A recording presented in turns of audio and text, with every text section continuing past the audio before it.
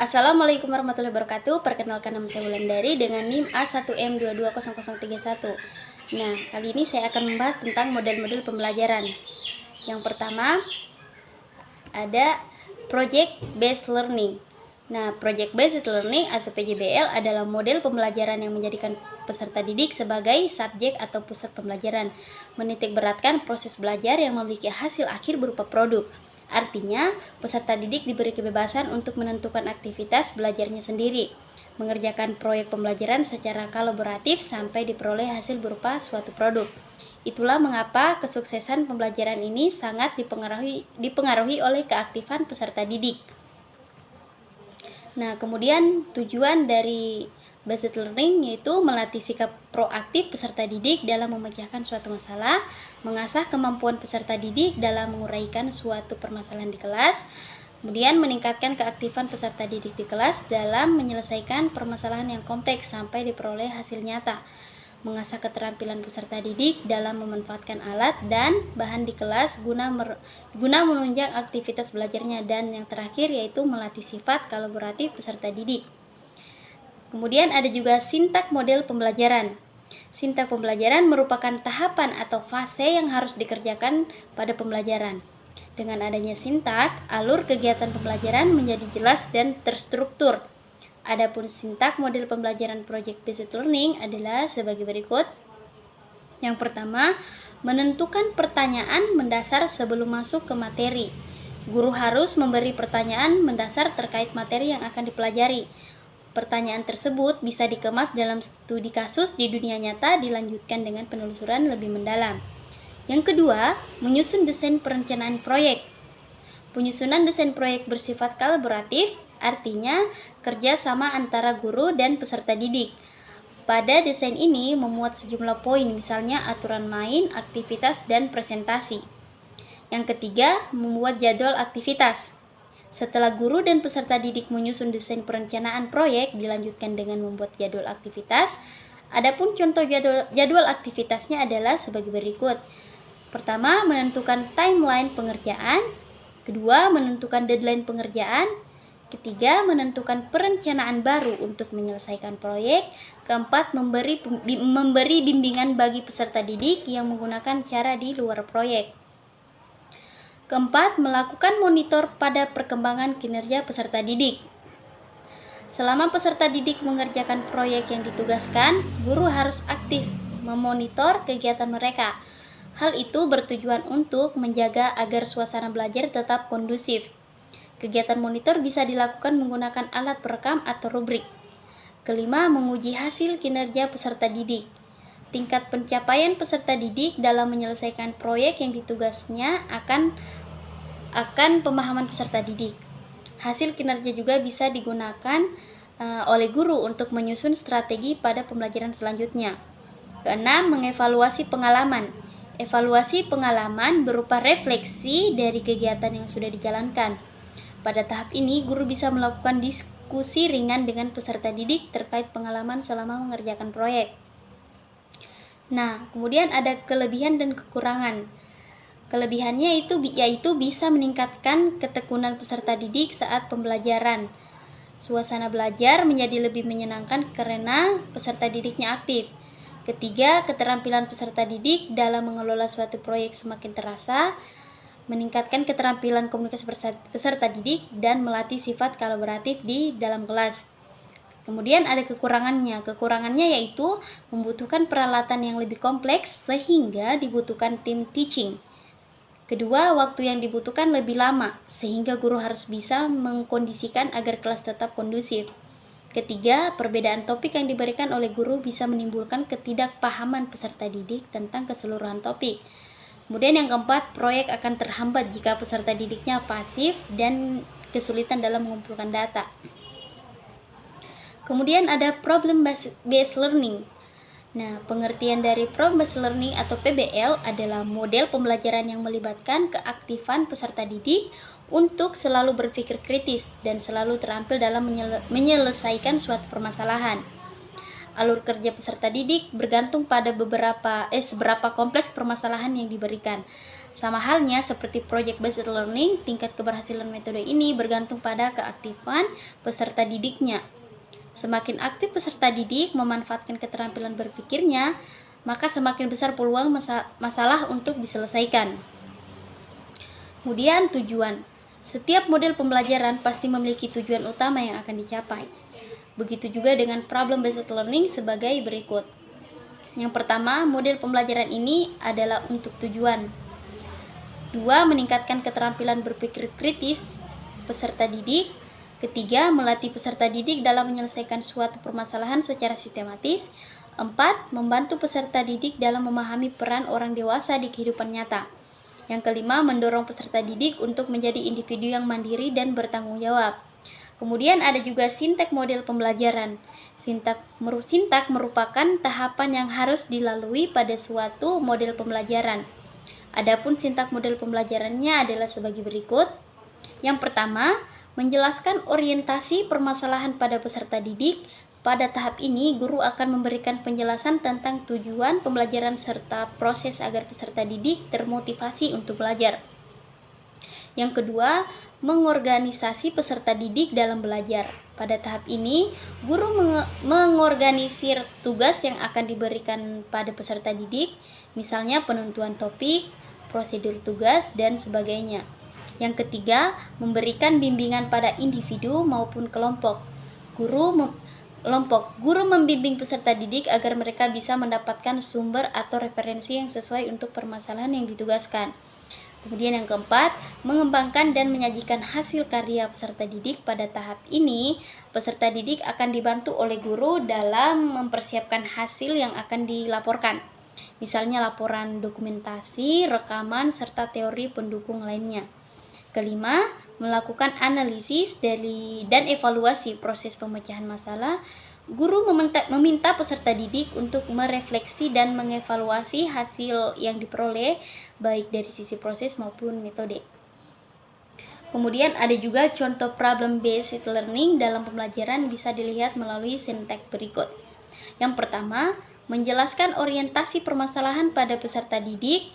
Guru menunjukkan gambar pencemaran air di daerah padat penduduk. Lalu peserta didik mengamati gambar tersebut dan meminta menyampaikan tanggapannya. Terakhir, peserta didik diminta membuat pertanyaan terkait gambar pencemaran.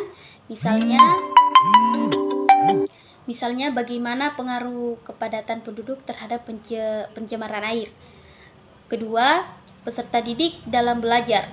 Pada tahap ini, peserta didik harus mencari sumber atau referensi terkait pengaruh kepadatan penduduk terhadap kualitas air bersih atau pencemaran.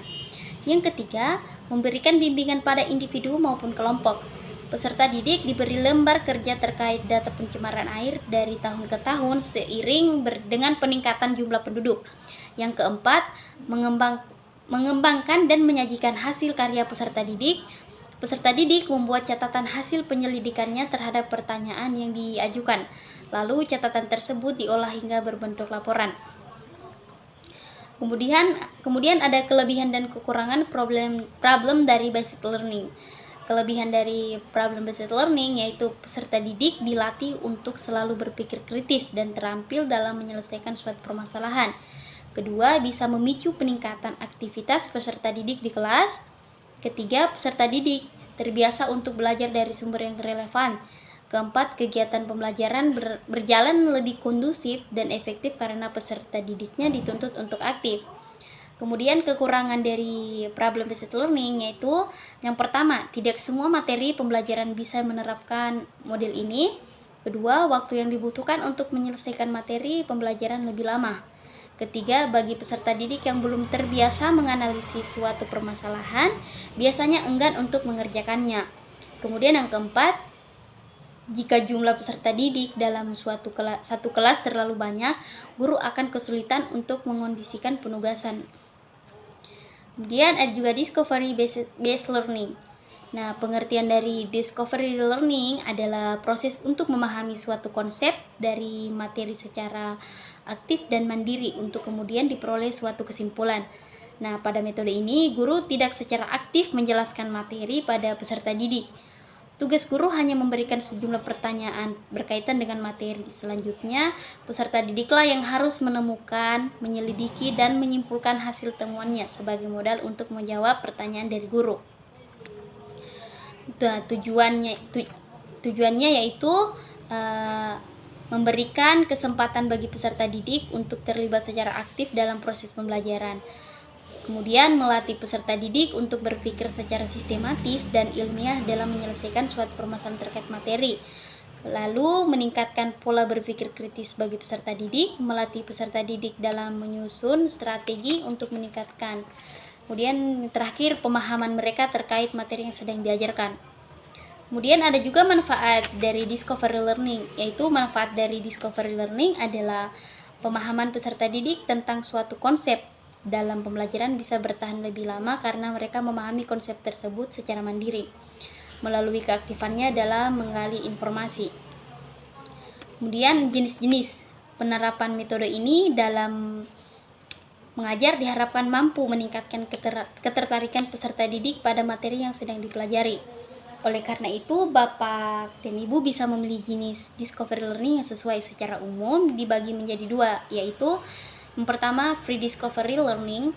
Nah, free discovery learning ini proses pembelajarannya yang tidak disertai petunjuk atau arahan. Artinya, peserta didik harus memiliki kepekaan terhadap materi yang sedang dipelajari. Yang kedua itu ada guided discovery learning. Guided discovery learning ini pembelajaran yang melibatkan peran guru sebagai fasilitator untuk menunjang terlaksananya pembelajaran. Kemudian langkah-langkah sintak. Pertama itu memberi rangsangan atau stimulus. Pada tahapan stimulation, guru memberi motivasi agar peserta didik bisa lebih fokus dalam mempelajari materi. Lalu, guru meminta peserta didik untuk mempraktikkan materi tersebut. Kedua, mengidentifikasi masalah atau problem statement. Pada tahap ini, peserta didik diminta untuk mengidentifikasi masalah terkait materi tersebut sebanyak mungkin, sehingga akhirnya timbul pemikiran dan pertanyaan dari peserta didik. Ketiga, proses pengumpulan data atau data collection. Pada tahap ini, peserta didik diminta untuk mencapai informasi yang relevan guna menjawab pertanyaan yang dirumuskan pada tahap problem statement. Kemudian yang keempat itu pembuktian atau verification. Tahap verification memuat kegiatan peserta didik untuk membuktikan kebenaran hipotesis yang telah dirumuskan. Cara untuk membuktikannya adalah dengan melakukan pemeriksaan kembali hipotesisnya dan mencocokkan hipotesis tersebut dengan informasi yang diperoleh dari literatur.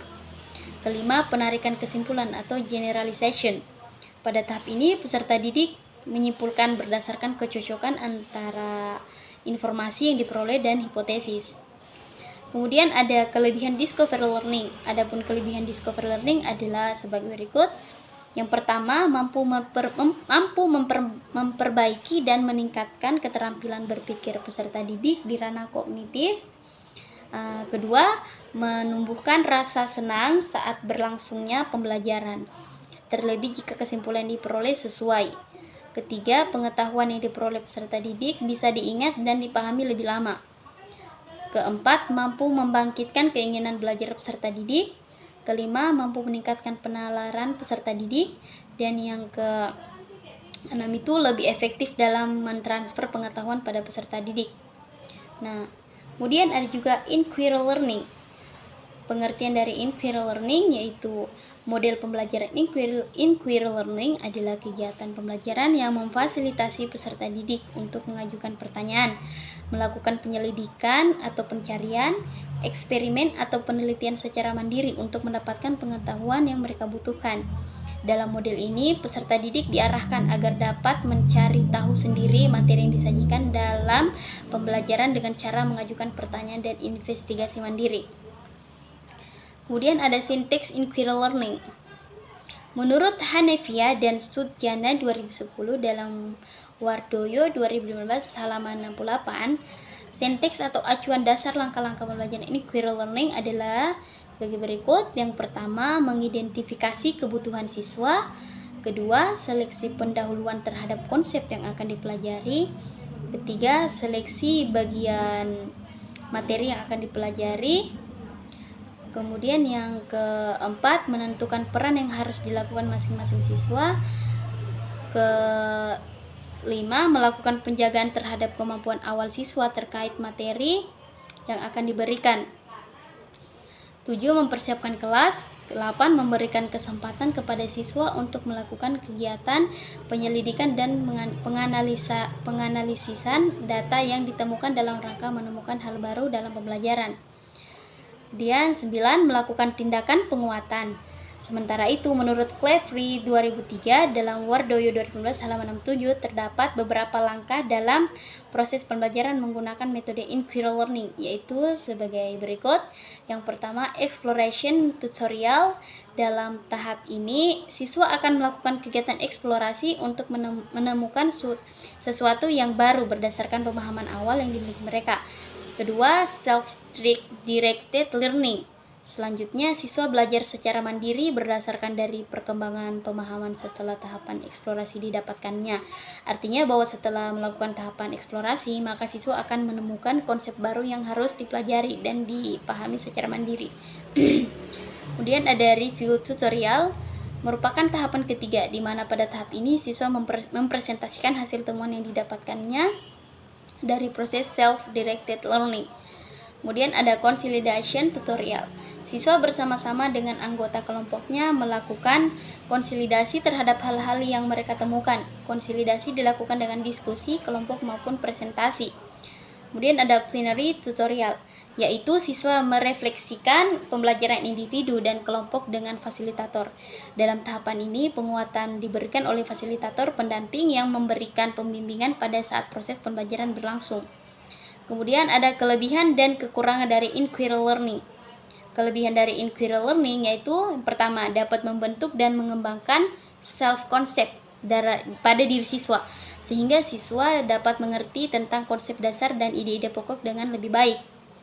Kedua, membantu dalam menggunakan ingatan dan transfer pada situasi proses belajar yang baru. Ketiga, mendorong siswa untuk berpikir dan bekerja atas inisiatifnya sendiri, bersikap objektif, jujur, dan terbuka. Keempat, mendorong siswa untuk berpikir inisiatif dan merumuskan hipotesisnya sendiri. Kelima, memberikan kepuasan yang bersifat intrinsik. Kemudian ada kekurangan inquiry learning, yaitu pertama, kesulitan kesulitan pengontrolan kegiatan dan keberhasilan peserta didik. Kedua, model pembelajaran inquiry sulit dilaksanakan karena terbentuk dengan kebiasaan peserta didik dalam belajar. Ketiga, terkadang dalam implementasinya memerlukan waktu yang panjang sehingga sering pendidik sulit menyesuaikannya dengan waktu yang telah ditentukan. Keempat, selama kriteria keberhasilan belajar ditentukan oleh kemampuan peserta menguasai materi pembelajaran, maka model pembelajaran ini akan sulit diimplementasikan oleh setiap pendidik. Oke, itu saja penjelasan dari saya. Wassalamualaikum warahmatullahi wabarakatuh.